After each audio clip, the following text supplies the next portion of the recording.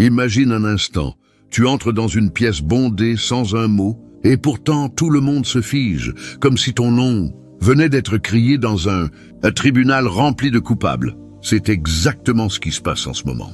Élu, je m'appelle Augustin Sandro, noble serviteur de Dieu Tout-Puissant, prêt à t'accompagner et à te guider à marcher dans la foi divine. Engage-toi et apprête-toi pour écouter ces paroles divines. Ton arrivée ne fait pas de bruit, mais elle fait trembler les murs invisibles. Et ceux qui pensaient t'avoir déjà rangé dans la case « fini », trop sensible, jamais rien de sérieux, ils sentent maintenant leur propre histoire leur échapper entre les doigts. Avant qu'on plonge plus loin, élu, si ce feu te parle déjà, laisse-toi aller par ces paroles divines qui vont changer ta vision et ta manière de voir les choses. Je t'invite en ce moment à faire 2 gestes très importants pour sceller cette parole. D'abord, abonne-toi à cette chaîne pour guider tes pas sur le chemin divin. Maintenant, écris « Je suis un être intouchable et aligné sur le dessein ». Divine dans les commentaires, pas comme un simple mot, mais comme une phrase d'engagement pour affirmer que tu es prêt à accueillir cette parole et recevoir le pouvoir divin. Maintenant, on retourne le couteau lentement. Ils n'avaient pas prévu que tu survives à leur tempête. Ils avaient tout calculé pour que tu plies, que tu rampes, que tu finisses en miettes reconnaissables. Au lieu de ça, tu es ressorti intact, avec ce calme glacial presque surnaturel, que seuls ceux qui ont tout perdu et qui ont rebâti depuis les cendres sans demander d'aide possèdent. Tu n'es pas revenu la tête basse. Tu es revenu les yeux grands ouverts, en train d'analyser, de mémoriser, de recalibrer. Et dès l'instant où ta posture a changé, l'atmosphère a viré. Il existe un silence particulier qui enveloppe celui qui a enfin saisi sa propre puissance. Le monde arrête de parler et commence à observer. Ceux qui te méprisaient deviennent des détectives amateurs, décortiquant chacun de tes pas parce que tu n'es plus lisible. Tu n'es plus accessible. Tu n'es plus prévisible. Tu n'es plus la marionnette autour de laquelle ils avaient tissé leurs mensonges. Et ça les désoriente plus que n'importe quelle explosion de colère. Voici une vérité que tu portes déjà dans tes os. Ils n'ont jamais cru que tu remporterais la bataille intérieure. Ils misaient sur ton effondrement. Ils comptaient sur ta douleur pour te consumer entièrement. L'adversaire parie toujours sur la chute. Mais toi, tu as fait l'impensable. Tu as muté. Rappelle-toi cette phrase qu'on t'a jetée il y a des années. Tu prends tout trop à cœur. Ce n'était pas un conseil. C'était de la peur déguisée en jugement. Ils voyaient que tu ressentais les choses jusqu'à la moelle. Et ils savaient que cette profondeur, une fois domptée, devient une lame. Ils savaient que celui qui ressent profondément voit aussi profondément. Tu n'as jamais été trop. Tu étais trop lucide, trop tranchant, trop conscient. Et les consciences aiguisées tranchent les illusions au petit déjeuner. Parlons maintenant de ce silence qu'ils font semblant de ne pas entendre. Tu l'as perçu, la façon dont certains cessent de t'écrire, mais savent pourtant tout de tes faits et gestes. Les anciens proches, qui rôdent dans les cercles communs pour glaner des informations. Les vieilles inimitiés qui deviennent soudainement polies dès que tu entres dans la pièce. Ce n'est pas du respect, c'est de la prudence tactique. Parce que tu n'as pas seulement guéri, tu as franchi un palier qu'ils n'avaient pas anticipé. Tu ressembles à ce gamin que tout le monde avait déjà enterré. Celui qui restait au fond de la classe a tracé des plans pour un avenir que personne ne croyait possible. Le même qui, des années plus tard, a forcé les moqueurs à ravaler leurs paroles avec un sourire crispé. Bravo, on a toujours su que tu allais y arriver. Ils mentent avec une telle assurance qu'on pourrait presque y croire. Si on ne voyait pas la sueur sur leur front, mais la vérité, c'est qu'ils avaient peur. Ta croissance les terrifiait, ta lucidité les terrifiait. Et c'est exactement pour ça qu'ils ont tenté de t'éteindre tôt. Cette histoire, c'est la tienne, juste avec plus de cicatrices, plus de distance, plus de silence stratégique, et enfin libéré du besoin de justification. Élu, laisse-moi te le dire sans filtre, ceux qui t'ont sous-estimé ressentent le changement avant même que tu l'annonces. Ils sentent leur emprise s'effilocher. Ils sentent la fin de leur chapitre sur toi. Ils sentent l'univers te tirer en avant sans leur aval. Tu n'as même pas besoin d'ouvrir la bouche. Ton énergie les a déjà prévenus. Et c'est pour ça qu'ils paniquent dans des groupes privés remplis de fausses sollicitudes et de demi-vérités. Il voit la lumière qu'il avait tenté d'étouffer revenir comme un uppercut cosmique sur leur ego. Il voit ta concentration se resserrer comme un étau. Il voit tes frontières se verrouiller. Il voit que tu n'es plus la version manipulable, culpabilisante, distraite qu'il connaissait. Cette version est morte. Tu l'as exécutée en silence. Et maintenant l'univers te donne le micro. Chaque fois que tu entres quelque part désormais, tu portes cette aura de quelqu'un qui a enterré son passé et refusé de rester enterré avec lui. Tu portes le calme de celui qui s'est reconstruit pierre par pierre sans public ni applaudissement. Tu portes une présence qui oblige les gens à repenser leurs anciens comportements envers toi parce que ton ascension n'est pas physique, elle est ontologique. Et le plus beau, ils savent que l'histoire est sur le point de tourner en ta faveur. Ils savent que le retournement n'était pas censé se produire comme ça. Ils savent que tu étais le perdant annoncé jusqu'à ce que tu ne le sois plus. Tu n'as pas simplement survécu. Tu es devenu l'ouragan qu'ils juraient que tu ne pourrais jamais affronter. C'est ton arc de renaissance. C'est ton point de non-retour. C'est le moment où l'univers murmure « Maintenant, regardez bien ». Et crois-moi, élu, ils vont te voir monter en direct, sans filtre, sans censure. Et il n'y a absolument rien qu'ils puissent faire pour arrêter ça.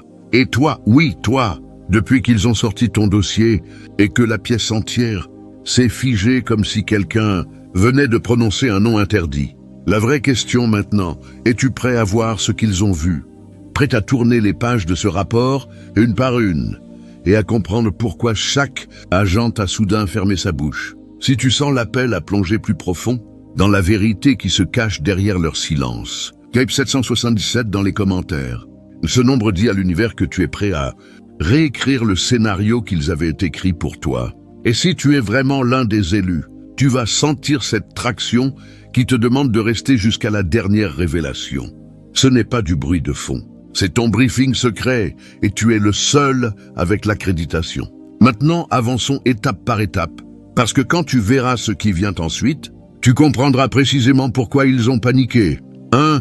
Quand ton dossier a atterri sur la table, la pièce a cessé de respirer. C'est presque risible. Les mêmes qui te traitaient d'ordinaire ont maintenant besoin de 3 analystes, 2 superviseurs et un anxiolytique juste pour te décoder. Dès l'ouverture de ton dossier, tout a basculé. Pas pour toi, pour eux. Jusqu'à cet instant, ils étaient tranquilles avec leur petite fable bon marché collée sur ton nom. Banal, trop sensible, imprévisible, pas dangereux. Ils aimaient ces étiquettes, elles les rassuraient. Mais dès que tes vraies données ont chargé, chaque mensonge qu'ils se racontaient s'est fissuré comme du verre, fin sous une semelle. Soyons brutaux, ils pensaient t'avoir cerné. Ils pensaient vraiment t'avoir cloué comme un spécimen sous une loupe. Ils ont traqué tes habitudes, tes dépenses, tes messages, tes points faibles, tes recherches nocturnes, les passions que tu prenais puis lâchais, les discussions que tu effaçais mais gardais en mémoire. Ils ont tout collecté comme des archivistes obsessionnels qui refusent de lâcher l'affaire. Pourtant, malgré tout ça, ils se sont fait prendre de court. Pourquoi? Parce que tu as muté d'une façon que leur système ne pouvait pas capter. Tu n'as pas craqué, tu as muté. Ce qui les a frappés le plus violemment. Leur modèle entier de toi n'avait plus aucune cohérence. Un jour, tu étais un civil prévisible. Le lendemain, ton dossier lisait comme celui de quelqu'un qui a vu derrière le rideau et refusé de retourner s'asseoir. Tes choix sont devenus précis, intentionnels, acérés. Le genre d'intention qui terrifie ceux qui comptent sur le chaos pour dominer. Ton historique soudain trop stratégique. Des échanges trop filtrés, trop conscients. Tes déplacements discrets mais lourds de sens. Tes dépenses sans émotion superflues. Ton timing presque surnaturel. Et les experts devant ton profil. Oui, ils ont détesté ça. Ce sont des gens payés pour réduire les humains à des schémas. Et toi, tu étais là. Sans schéma, intouchable, indéchiffrable. Chaque algorithme renvoyait contradiction sur contradiction. Chaque étiquette qu'il tentait de coller était immédiatement contredite par une autre. Tu n'étais pas une histoire, tu étais une erreur de classification vivante. Et les erreurs de classification ne se corrigent pas, elles s'escaladent. Imagine la scène, des agents penchés, yeux plissés, un stylo qui tape trop vite, un autre qui fait semblant de rester calme, tout en se demandant qui tu es vraiment. Le superviseur debout derrière, bras croisés, feignant l'assurance pendant qu'il se demande qui diable tu es réellement. Il défile, et soudain, tout ce qu'il croyait savoir sur toi se dissout. Plus il creusait, plus c'était évident. Tu n'es pas qui on leur avait dit. Tu ne l'as jamais été. Ils s'attendaient à de la fragilité. Ils ont trouvé de la discipline. Ils s'attendaient à de la peur. Ils ont trouvé du silence. Ils s'attendaient au chaos. Ils ont trouvé de la stratégie.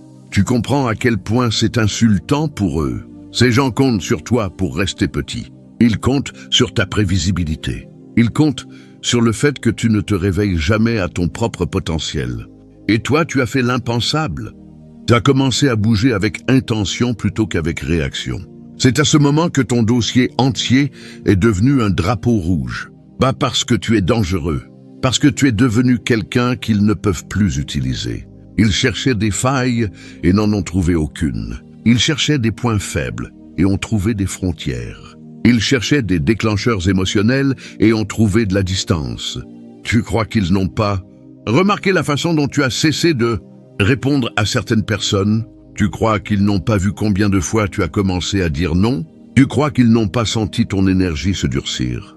Ton monde se resserrer, ton cercle se réduire? Crois-moi, ils ont tout vu. Ils remarquent toujours quand quelqu'un brise le moule. Voici ce que personne ne te dit. Le réveil n'a pas l'air héroïque. Il a l'air suspect. Quand tu commences à te comprendre vraiment, le monde commence à t'enquêter. Et c'est exactement ce qui se passe en ce moment. Parce qu'à un moment donné dans ta chronologie, tu es sorti de la version qu'ils avaient fabriquée pour toi. Tu as cessé d'être ce qu'ils attendaient et tu es devenu ce que l'univers avait prévu. Et cette transition, oui, elle les terrifie. Ils ne comprennent pas pourquoi tu es soudain imperméable à ce qui te brisait avant. Ils ne comprennent pas pourquoi tu ne cherches plus la validation de gens qui n'apportent rien. Ils ne comprennent pas pourquoi tu t'éloignes plus vite, penses plus profond, choisis plus intelligemment et parles beaucoup moins. Ils ne comprennent pas parce que tu es devenu le genre de personne qui étudie le champ de bataille avant d'y poser le pied. Et c'est là que la pièce est devenue silencieuse. Parce qu'ils ont réalisé quelque chose de brutal. Ils n'ont pas provoqué ta transformation. Ils ne l'ont pas contrôlée. Ce n'était pas le trauma. Ce n'était pas la chance. Ce n'était pas la peur. C'était ton choix. Ton choix. Et le choix est incontrôlable. Ils pensaient suivre une cible. Ils assistaient à une renaissance. Tu t'es déjà demandé pourquoi certains t'ont ghosté du jour au lendemain? Pourquoi d'anciens ennemis ont arrêté de te provoquer? Pourquoi les plus bruyants, critiques, font maintenant comme si tu n'avais jamais existé? Parce que l'information circule, l'énergie se déplace, et l'univers ne cache pas ses favoris, il les expose. Maintenant, il te voit pour ce que tu es vraiment. Quelqu'un qui est passé par l'enfer, a pris des notes et est revenu avec une stratégie. Quelqu'un qui ne peut plus être manipulé de la même façon. Quelqu'un qui n'a plus peur de marcher seul si le chemin l'exige. Quelqu'un qui s'est amélioré dans le silence, mais dont l'amélioration résonne fort. Ton dossier entier lit maintenant comme une menace pour le système. Pas parce que tu es violent, parce que tu es libre. Libre de penser, libre de bouger, libre de leur influence. Et le système déteste tout ce qu'il ne peut pas prédire. C'est pour ça que la pièce s'est tue. C'est pour ça qu'ils ont fixé ton nom comme s'il s'agissait d'un retournement de scénario. C'est pour ça qu'ils ont échangé ces regards nerveux. Ils ont réalisé la vérité. Ils t'ont étudié pendant des années. Et tu leur as quand même glissé entre les doigts. Tu n'étais pas censé grandir autant. Tu n'étais pas censé les surpasser en réflexion. Tu n'étais pas censé te relever après ce qu'ils t'ont fait. Mais te voilà, non seulement debout, mais voyant. Et maintenant, ce ne sont plus eux qui t'observent. Ce sont eux qui attendent, qui guettent, qui essaient de deviner ton prochain mouvement avant que tu le fasses. Mais voilà la beauté de la chose. Ton prochain mouvement, tu ne l'as même pas encore révélé à toi-même. Et cette imprévisibilité, c'est ta puissance. Quand ils ont ouvert ton dossier et lu, ils n'ont pas découvert ton passé. Ils ont découvert le début de leurs conséquences. Et c'est pour ça que le silence a frappé plus fort que n'importe quelle alarme.